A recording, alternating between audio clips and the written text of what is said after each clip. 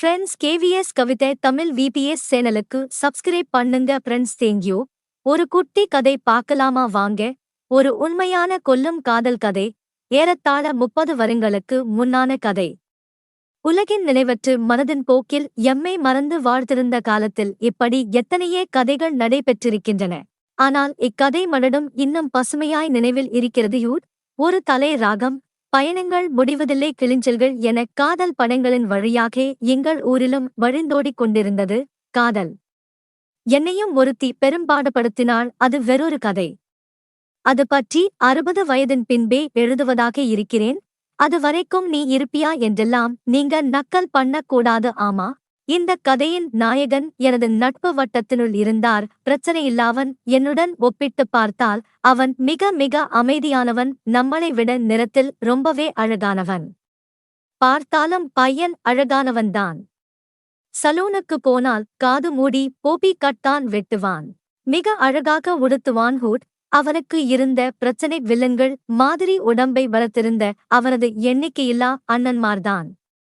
மூத்தண்ணன் பெரியண்ணன், சின்ன பெரியண்ணன், நடு அண்ணன், சின்னண்ணன், குட்டியண்ணன், அண்ணன் என்று அவனின் அப்பா ஈவிரக்கமின்றி பெத்து தள்ளியிருந்தார். நம்ம கதாநாயகன்தான் கடைக்குட்டி. அவர்கள் வீட்டில் எல்லோரினதும் சைக்கிளும் நிறுத்தப்பட்டிருந்தால் அது ஒரு சைக்கிள் கடை மாதிரியே இருக்கும். நம் நண்பனிடமும் ஒரு அழகிய சைக்கிள் இருந்தது. அதை மிக அழகாகவே வைத்திருந்தான். நாங்கள் ஊரில் இருந்த பாவடை போட்ட புள்ளிமான்களை ரசிக்கும் நேரங்களில் எமக்கு சைக்கிளோடும் சாரதி இவனாய்த்தான் இருக்கும். எப்பவும் தனது எண்ணிக்கையில்லா அண்ணன்மார் கண்ணில் படுகிறார்களா என்று பார்ப்பதிலேயே அவனது நேரம் போய்க் கொண்டிருந்தது. அவனின் கஷ்டகாலமோ அல்லது அவனின் அப்பாவின் விடாமுயற்சியின் பலனோ என்னவோ, அவன் எங்கு திரும்பினாலும் அவனின் அண்ணன்களாகவே இருந்தனர். கோயிலுக்கு போனால் அப்பாவும் அம்மாவும் இருப்பார்கள். தியேட்டருக்கு போனால் குறைந்தது ஒரு அண்ணன், மற்ற தியேட்டருக்கு போனால் அடுத்த அண்ணன், விளையாட போனால் அங்கு இன்னொரு அண்ணன், சும்மா ரோட்டில சைக்கிள் ஓடினால் அங்கும் 2 அண்ணன்மார் அவனைக் கடந்து போவார்கள். இப்படியாய் கடந்து கொண்டிருந்தது அவனின் 16 வயது. அந்த நேரத்தில் அருகிலிருந்த கிராமத்தில் குடியிருந்தாள் மிக மிக மிக ஒரு தேவதை. அவளை இவன் பல தடவைகள் முன்பும் கண்டிருக்கிறான். அந்த நேரங்களில் இவனின் ஹோர்மோன்கள் விழித்துக் கொள்ளவில்லை. ஆனால் 16 வயதில் பேயாட்டம் ஆடியது அவனது ஹோர்மோன்கள். அவளோ ஒரு மேட்டுக்குடி குடும்பத்துப் பெண். சற்று செருக்கும் இருந்தது. அவளின் அப்பாவுக்கும் இவனின் அப்பாவுக்கும் இருந்தது ஒரே ஒரு ஒற்றுமைதான். இருவரும் குட்டி போடுவதில் மகா கில்லாடியாக இருந்தனர். அவளுக்கு 3 முதல் 4 வரை மிக மிக மிக மிக அழகிய அக்காமார் இருந்தனர். அவர்களின் வீட்டைச் சுற்றி பெரியதொரு மதில் இருந்தது. அருகில் ஒரு கிரவல் ஒழுங்கையும் இருந்தது. ஊரில் இருந்த இளசுகள் அந்த தெருவால் தினமும் ஒரு தடவையாவது போய்வராவிட்டால் பைத்தியம் பிடித்தவர்கள் போலானார்கள். அவர்களின் மித மிஞ்சிய அழகால் அவர்களுக்கு சற்று செருக்கு இருக்கத்தான் செய்தது. இருக்காதா பின்ன? பகிடி என்னவென்றால், பிற்காலத்தில் ரோந்து செல்லும் இராணுவத்தினரும் அவர்களின் வீட்டைக் கடக்கும்போது மிக மிக மிக மெதுவாகவே கடந்து போனார்கள். இவர்களின் வீட்டில் இருந்து ஒருவித காதல் கதைகளும் கிளம்பவில்லை. ஆனால் 70 களின பின் பகுதியில் அவர்கள் வீட்டில் இருந்து ஒரு காதல் கதை ஒன்று கிளம்பியதாக ஒரு நண்பர் சொல்லக் கேட்டேன். அவர்தான் கதையின் நாயகனாகவும் இருந்தார்.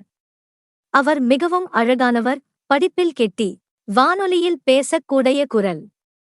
ஆனால் அவர் இஸ்லாமியராக இருந்தார். எனவே அந்த காதல் கனவாகியது என்றார் அவர். அந்த வீட்டில் இருந்த கடைக்குட்டியுடன் எனது நண்பனுக்கு காதல் உருகி உருகி ஓடத் தொடங்கியது. ஆனால் பிரச்சனை என்னவென்றால், அவளுக்கு இவர் உருகுவது முதலில் தெரியவில்லை. இவனுக்கு காதல் நோய் கண்டது 1980 என்றே ஞாபகம் இருக்கிறது. நாட்கள் வாரங்களாயின, வாரங்கள் மாதங்களாயின, மாதங்கள் ஆண்டுகளாயின. ஒருவித முன்னேற்றமும் இல்லை அவளிடம் இருந்து. இவன் தினம் தினம் முன்னேறினான். தேவைக்கு அதிகமாய் முன்னேறினான. பைத்தியமாய் அலைந்தான். இரவு 10 மணிக்கு வந்து டேய் வாடா, ஒருக்கா வா, அவளை பார்த்திட்டு வருவோம் என்பான். ஏதோ இவர் போகாவிட்டால் அவள் நித்திரைக்கு போகமாட்டாள் என்பது போல. அங்கு போனால் அவளின் வீடும் அந்த ஒழுங்கையும் இரவினுள் தொலைந்திருக்கும்.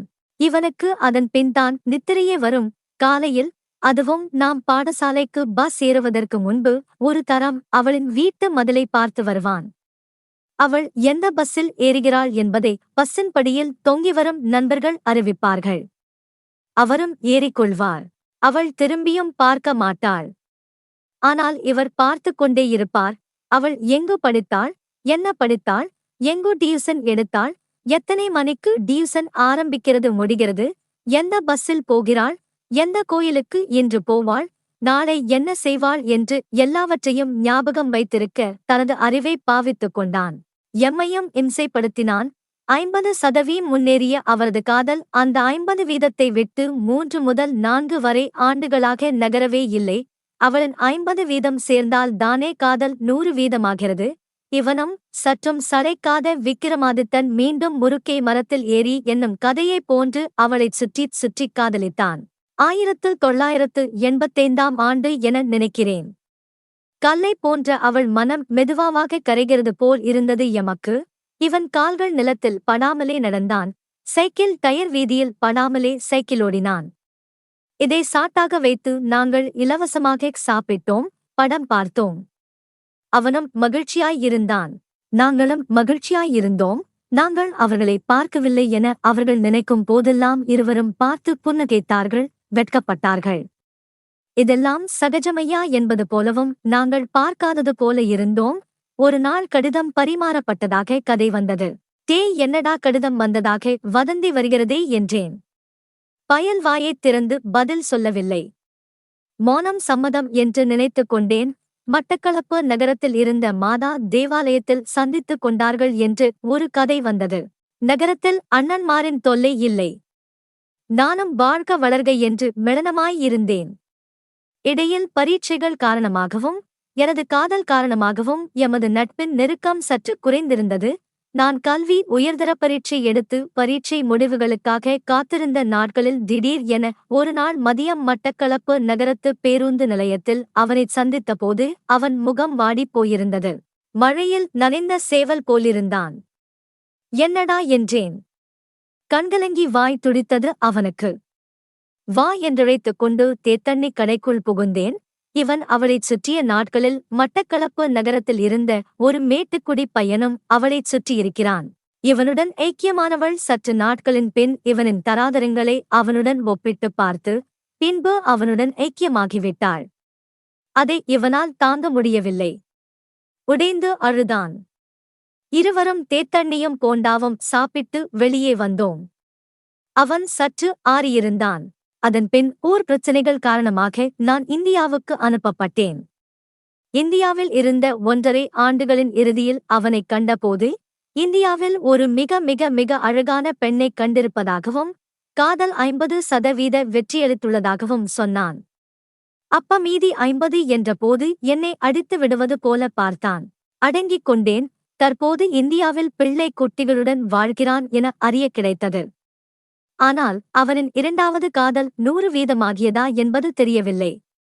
தெரிந்தும் இனி ஒன்றும் செய்வதற்கில்லை. அந்த நண்பனுக்கும் ஏறாவூருக்கும் மட்டக்களப்புக்கும் இடையே ஓடித்திருந்த இலங்கை போக்குவரத்து சபை பேருந்துகளுக்கும் பேருந்துகளை அழகாக்கிய எங்கள் தேவதைகளுக்கும் தேவதைகளுக்கு அழகாகத் தெரிந்த எங்களுக்கும் இது சமர்ப்பணம். இந்த கதை உங்களுக்கு பிடித்திருந்தால் சப்ஸ்கிரைப் பண்ணுங்க ஃப்ரெண்ட்ஸ். தேங்க்யூ.